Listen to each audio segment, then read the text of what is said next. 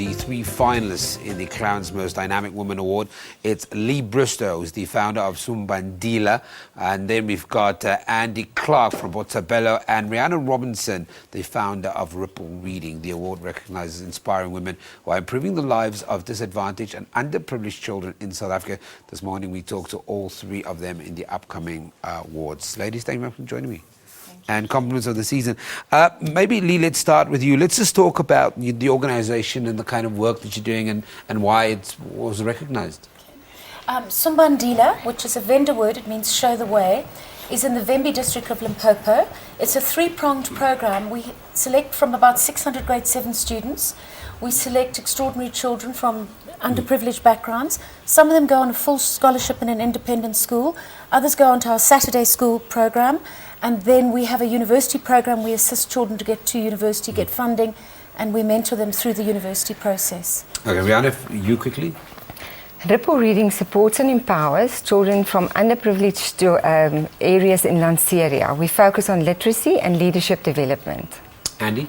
We've also got a 3-pronged approach: a baby's home that cares for abandoned, abused, orphan children, and a preschool that caters for children from previously disadvantaged areas, and I do training for teachers in the local community for underprivileged children.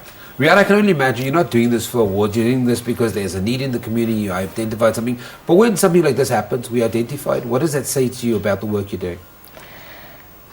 We make such a huge impact on the lives of children, struggling readers. 61% of grade 3 children do not have adequate reading skills. They are 4 times more likely to drop out of school than a proficient reader. So we know the impact we're making will ripple out not only to the individuals, their families, but also to the country eventually.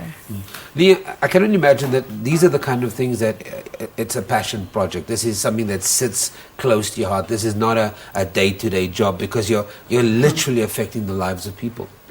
Yes, absolutely. And it started, I founded a school 16 years ago, which was largely for middle-class children. And then I realized that there were so many talented children out there who didn't have access to a good education. So that's how it all started. How do you define success when a project like this works in a community, Andy? When do you know that you've changed their life? Or is it too early to be in that process to go, well, no, we've affected Sam's life?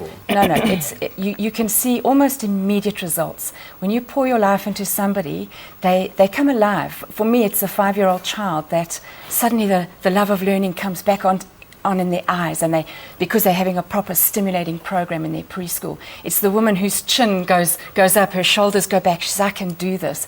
I know that I'm making a difference. And I know that thing, like the Ripple Reading, it will ripple through the community, and the parents start seeing something change in their children. So the children change, the parents change, the teachers change. You can almost see it immediately.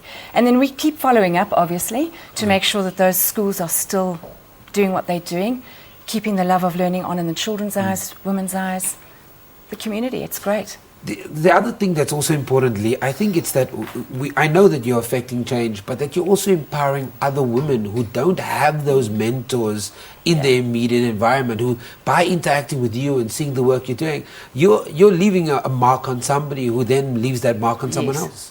Absolutely. I always say if my students aren't running this program in the next 10 years, then we failed dismally. Yeah. It should be run by them. Yeah. Same for you, Riana? Definitely. The mark that you leave on other women more than anything else? Definitely. It's more than that. We believe we've got a sustainable, scalable and cost-effective solution that needs to spread all over South Africa. We need more women to take on the challenge and do what we are doing to make the impact and ultimately have South Africa where every child can read on grade level with understanding. Okay, I've got 10 seconds. I just want you to give out your details. People at home, I want you to support the project. Andy, let's start with you. Quickly, your details. www.botshabelo.co.za. Everything's on the website. Riana? If you want to partner with Ripple Reading, please contact us on our website, www.ripplereading.co.za. Okay, and for you, Leigh? Sumbandila, Facebook, Instagram, Twitter, and sumbandila.org, internet. This is a great way to start the year. Come on, let's support with our hearts, our minds, and ultimately our wallet. Okay, it's Clarins Most Dynamic Woman Award nominees. We are talking to Leigh Bristow, who's the founder of Sumbandila, Botshabelo director Andy Clarke, and Riana Robinson, founder of Ripple Reading. Google, find out where these ladies are, and let's take out our wallets and let's support them.